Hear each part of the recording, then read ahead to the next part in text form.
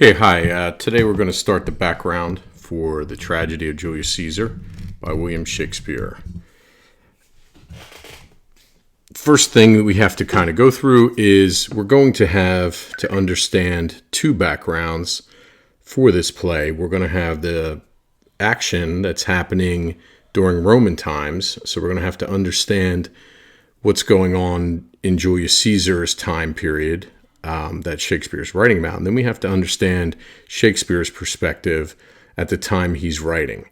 So we got to understand a piece of both worlds to really get the full effect of this play and get everything out of it that we need to get out of it. So Shakespeare is going to understand certain things at his time period in the Elizabethan times that is going to be different from our understanding today. He's not going to have the benefit of a lot of things that we know, and he's going to be familiar with it in a different time frame, different way than we would see it today. So if we start with Shakespeare's background, you guys have all read Shakespeare to one extent or another in the past. Hopefully you've done Romeo and Juliet last year. This particular play is going to be written 1599 or 1600. We're not really sure. And it's probably written for the opening of the Globe Theater. So if you guys have heard of the Globe Theater, that's famous theater that Shakespeare wrote, performed at. He was a failed actor and ended up finding his niche as a writer. That's where his plays were performed. And his source material he is getting from Thomas North's translation of the Plutarch's book, The Lives of the Noble Greeks and Romans. Plutarch's Lives is what most people call it, and it's something that you can find today, and students studied it in Shakespeare's time. People from all walks of life would have been familiar with the stories that were in Plutarch's Lives. The theater at the time is not going to be like what you guys are used to if you've been lucky enough to go to some theatrical events. You're not going to see scenery to the extent that we're used to, or props. You're going to have to use something that a lot of people today are sorely lacking, and that's imagination. So if you go to see a Shakespeare performance these days and they try to do it close to the way authentic Shakespearean audiences would have seen it, they're not going to have a lot of stuff going on. You're really going to have to be a good actor, and you're really going to have to carry the scene with your costume and your physical acting and your delivery of the lines in a way that, we don't have to with CGI and all the things we're used to with 21st century drama. So another thing that's different is the actual layout of the seating is the poor people are going to be at the front, and they're seated on the ground, which gives them the name the groundlings. And the rich people are actually in the high seats away from the poor people. They don't want to be next to them. So it's kind of inverted from what we're used to. The rich people get to sit up front, and Mr. Dare has to sit in the cheap seats up at the top and not see anything. It's going to be inverted in Shakespeare's time. So, something we can definitely think back about, quarantine. There was plagues and things in Shakespeare's time, and they didn't, the rich people didn't want to be close to communicable people in the cheap seats. So why do I mention it? I mention it because Shakespeare really tries to have something in the content of his plays to please all the different members of the audience, from the rich people in the high seats to the poor people down front. Why does he care that the poor people are happy? Well, people would be closest to the stage, and they would boo and heckle, bring items in like rotten cabbages and tomatoes and dead cats and those kinds of things. And if they didn't like what was going on, they threw stuff at the stage, and this would happen frequently. So one thing, a trend that you'll notice if you read enough Shakespearean plays, he tries to start right away with common people so that the groundlings in the front will see themselves reflected on stage and think, okay, maybe I won't throw this dead cat that I've smuggled in under my tunic. So that's why I bring that part into it. So you'll see something for everyone, hopefully, in these plays from his perspective and the audience at the time. So a lot's made of the fact that the actors on stage are men and boys only. There's nothing to do with, today's preoccupation with transvestitism and that kind of thing in this choice. This choice was made because acting was a unseemly profession. It was not something that that was looked up to like it is today, where people get their spiritual and political outlooks from Hollywood figures. It was nothing like that. Actors were looked down on in those days. So acting work was actually, a woman was too good to do this kind of work. It would have been scandalous for a woman, of her morals to stoop to something as low as acting. So that's really why you see the men and boys doing all the roles. Another thing is, Elizabethan audiences were very familiar with most of these stories. So you notice I've chosen the artwork of Caesar getting stabbed throughout this whole thing. Hopefully you knew that Caesar got stabbed before we started talking about this, and I'm not giving you a spoiler. Shakespeare's audiences similarly would have been completely aware that Caesar was stabbed, and they would know most of the action. So think of it in kind of like this 21st century film time that we grow up in, where they have remakes of TV shows and remakes of comic books and different treatments of things you've seen before. So that would have made a lot of sense to Shakespeare, because his versions of several of his plays, and the historical ones certainly, and some of the other ones, had been made many times by different authors. And it would be an interesting thing to see Shakespeare do something that, say, Christopher Marlowe had already done, or one of the other contemporary playwrights. You have to be familiar with the background of Caesar and the Roman times that this play is set in. So we have to understand it. I'll put some factual things in here, and we'll talk about some things factually, and then we have to understand the way Shakespeare would have seen it, the things that he would have known. So just to give you an idea of Shakespeare, that Vidi Vidi Vici quote, "I came, I saw, I conquered," really kind of speaks to how, some people would see him as arrogant. Some people would see him as just full of himself, right? And maybe with good reason. He's the most famous Roman general for a reason. He becomes this political figure that people want to make. There weren't emperors yet, and they wanted to make him the first emperor, right?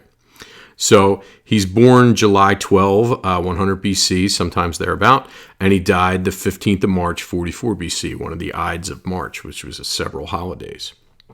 If we look at, these are quotes that Caesar said, and this will give you some idea of what kind of person he was.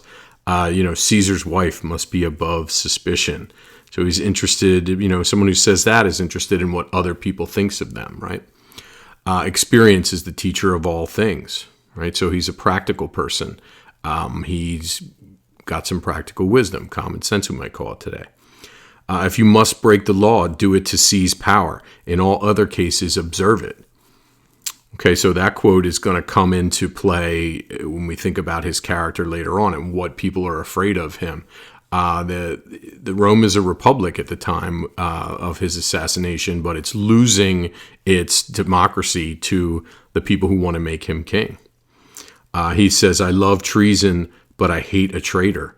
That's a very interesting conflict that we have there. What we wish, we readily believe, and what we ourselves think, we imagine others think also. That's a pretty wise thing that he's thinking about the psychology of other people, and he has experience dealing with people, which makes him a good leader and a good general. I'd rather be first in a village than second at Rome. That tells you one thing, he's a guy who wants to be in charge, right? Men will willingly believe what they wish. Again, he's an understanding of people's psychology and how to manipulate people. No one is so brave that he is not disturbed by something unexpected. That's another one that shows that practical wisdom of a general. It's easier to find men who will volunteer to die than to find those who are willing to endure pain with patience. And that's probably true of people listening to this video right now. Men in general are quick to believe what they wish to be true. Just go on your social media today and you'll see that is definitely true. So those are just some quotes that the factual biographical Caesar did say. And, we have reason to believe that Shakespeare would have been aware of those things and kind of taken them put them into his character for more believability. So historically, before the play begins, you're going to have Rome as a republic, and it's going to be almost presided over by the Senate, and then what we call a triumvirate, or a three-person leadership, where you have Caesar, Crassus, and Pompey. They're three generals. This isn't Pompeii, like the place that was destroyed by the volcano. This one is a Y, and this is the man, Pompey, the general. The three of them are individuals sharing the power in the triumvirate. They are the three-person rulership of Rome. So, like anything else, people really aren't good at sharing chocolate, peanut butter, power, right?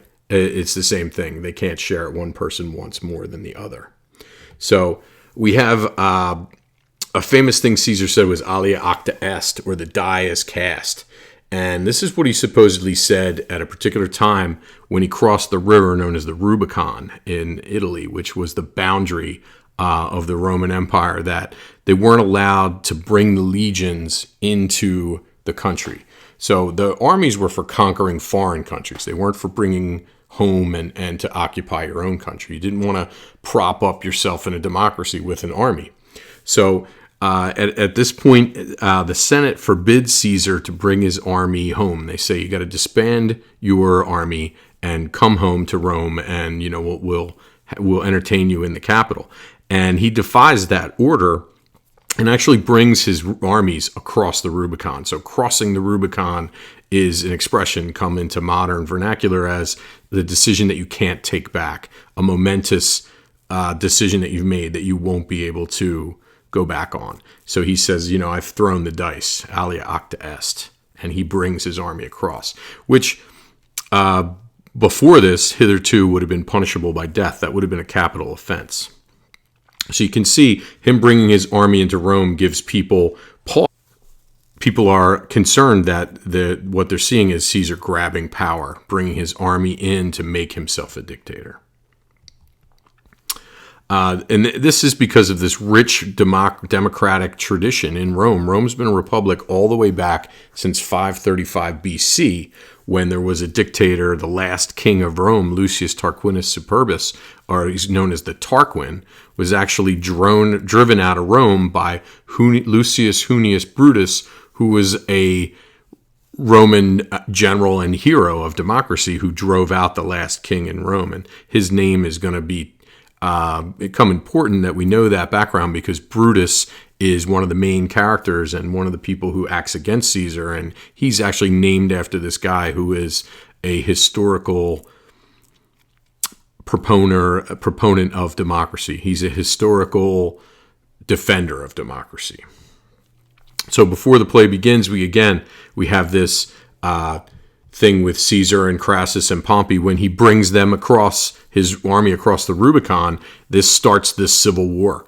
And we have Caesar defeating and killing the other Roman generals, Crassus and Pompey, and assuming power, becoming, the only one of the three who is still alive before the play begins. So Caesar's going to knock off his former friends and allies, Crassus and Pompey.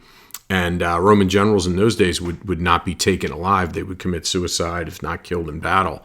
And that, again, is a theme we're going to revisit. So right before the play begins, we've had this terrible, bloody civil war between Romans against Romans, and Caesar has come out on top. So he's coming back to the capital after killing these other loved and famous Romans as the play begins before Act 1.